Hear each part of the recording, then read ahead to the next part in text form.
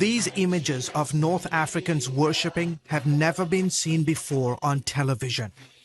As the sun sets over the Mediterranean Sea, Muslims across this part of Africa are converting to faith in Jesus Christ in record numbers. What God is doing in North Africa, all the way from actually Mauritania to Libya, is unprecedented in history of missions. Tino Kahush, a graduate of Regent University, has spent years traveling the region to document the transformation. I have the privilege of recording testimonies and listening to first-hand stories of men and women, all ages, where they can be sitting in a room and see the appearance, the presence of God appear to them in reality. It's like a vision. Some of them gave me stories of they carry a conversation. It's not just a light that appears.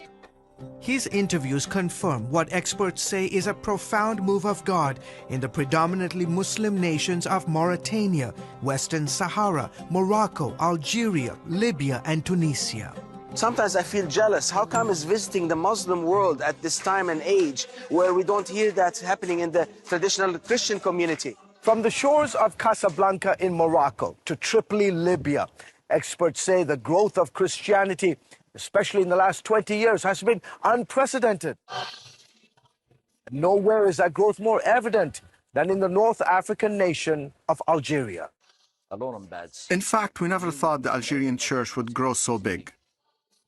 Pastor Salah leads one of the largest churches in Algeria, where 99% of the population is Muslim. He says every new Christian in his church came from a Muslim background. Some 1,200 believers attend the church. In fact, since we started as a church until today, we've baptized on average 150 to 160 believers per year.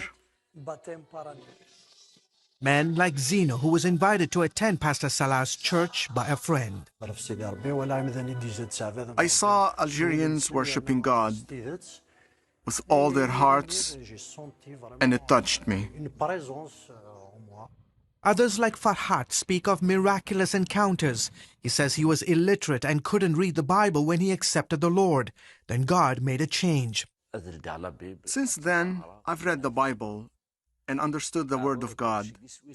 This is just an example of what God has done in my life, and this is the case of many people here in Algeria. Even though Algeria is overwhelmingly Muslim, the government has given Protestant churches the freedom to register their congregations. It is the first Muslim Arab government who recognized officially churches from Islam. Yusuf Kurahmani is a leading Algerian pastor. He says the government will harass and intimidate Christians from time to time, but the level of persecution is nothing like it was 20 years ago. God has given to us many opportunities to witness at the police stations, at the courts. And actually, once I went to the police station and they gave me 45 minutes to speak about Jesus. Just imagine yourself, they are all Muslims. Well, tell us about Jesus, please. But Algeria and the countries of North Africa weren't always open to the gospel.